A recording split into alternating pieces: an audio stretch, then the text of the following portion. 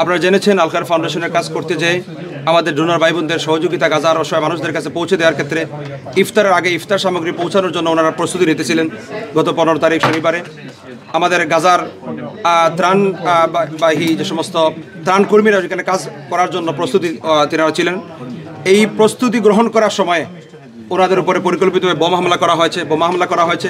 বোমা হামলায় আমাদের 15 তারিখ শনিবারে আল খায়ের ফাউন্ডেশনের নিবেদিত প্রাণ গাজার 8 জন আমাদের সহকর্মীদেরকে আমরা হারিয়েছি। আমরা ওনাদের শাহাদত কামনা করতেছি রব্বুল আলামিনের কাছে। আমরা শোকাহত এবং আমরা এই যুদ্ধবিরতি চলাকালীন সময়ে এই যে বর্বরোচিত হামলা করা হয়েছে, এটা নিন্দা জানানোর ভাষা আমাদের কাছে জানা নেই। আমরা গাজার মাঝে আমাদের খাম হইল সবচেয়ে বেশি। আমরা কাজ করতেছি এই পর্যন্ত গত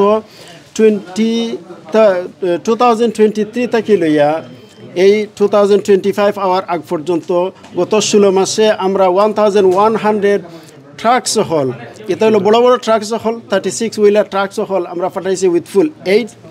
আমাদের 9টা অ্যাম্বুলেন্স এখানে কাজ করতেছে। আমাদের যে হসপিটাল আমাদের আলহামদুলিল্লাহ আমরা 5টা দেশের পারমিশন নিয়ে হসপিটাল করছিলাম। আপনারা ইতিমধ্যে জেনেছেন আমাদের হসপিটালরা আংশিক ফাংশনিং করছে, যদিও তারা ইতিমধ্যে হসপিটালের সব ইকুইপমেন্টগুলো তারা নষ্ট করেছেন, but hospital is still functioning আলহামদুলিল্লাহ। ইতিমধ্যে আমরা মোর দেন 1 মিলিয়ন হট মিল আমরা দিছি। 3টা ট্রাকস তিনটা প্লেন আমরা কার্গো প্লেন জর্ডান থেকে আমরা পাঠাইতে পারছি।